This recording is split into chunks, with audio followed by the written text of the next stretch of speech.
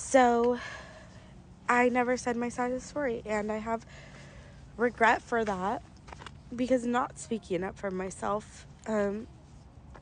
Someone and after I left, it really affected him too, and he just he couldn't look at me the same.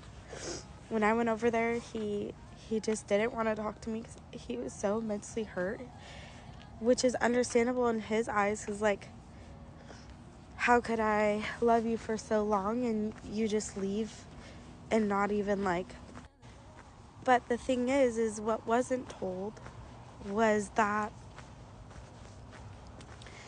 me and his wife, I was outside cleaning some chairs and she was really upset. We got in a fight and she told me to go live with my dad. Me being a teenager, of course I took that seriously. But in the way that things had been going, it just felt like that's something she had really been thinking about. So a couple days later, I packed my stuff and I left. But she didn't tell anybody that part of the story. She didn't tell anybody that she told me to leave. And yes, I understand that we say things in arguments and maybe, although the way that things, I don't but things had not been going there good for a while. And like I said, she had been locking herself in the room, and I just kind of felt like no matter what I did, it just wasn't good enough for her. And I even became everything she wanted me to, and she still just looked at me like I was my father's daughter, nothing else. And so there's a lot of things I was the only one that wasn't allowed to ever bring a friend. I never got to bring a friend to any of the vacations we went on, even though I had times where my friends, they're well, they would pay for themselves. And whenever everyone in the family, they did stuff, I just always got left out.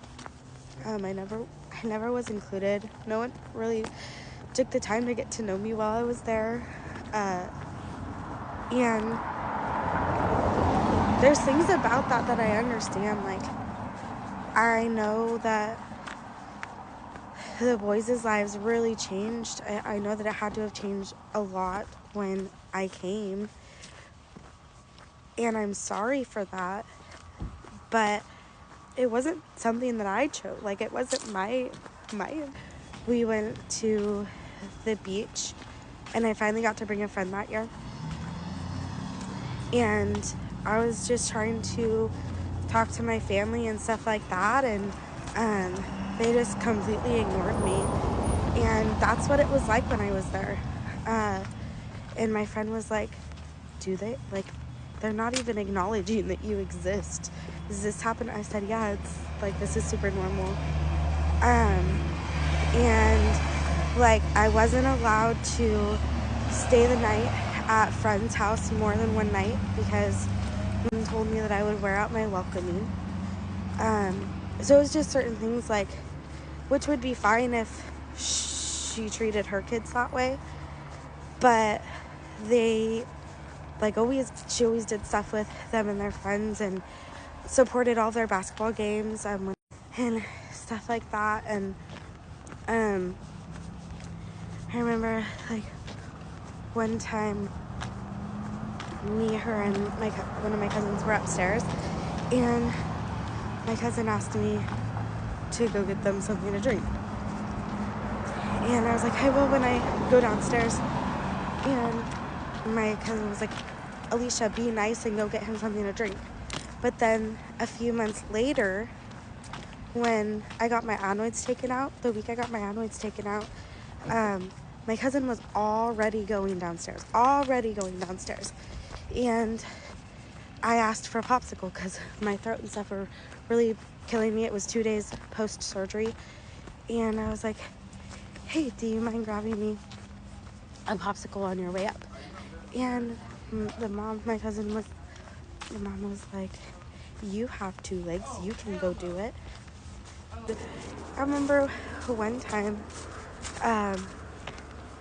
my other cousin, I guess drove past me. I genuinely did not see him. And I got grounded for almost 2 weeks because I didn't wave.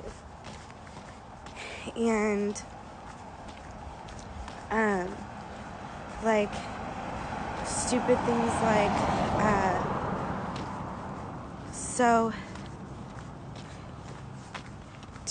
so I always, my cousin always had me fold and do their laundry and stuff. I left my laundry in the dryer for one time my sophomore year because I was running late and my like Spanx and stuff weren't dry yet. And so I left it in dry. I got in so much trouble. She was like, what do you think, we're just gonna do your laundry for you and like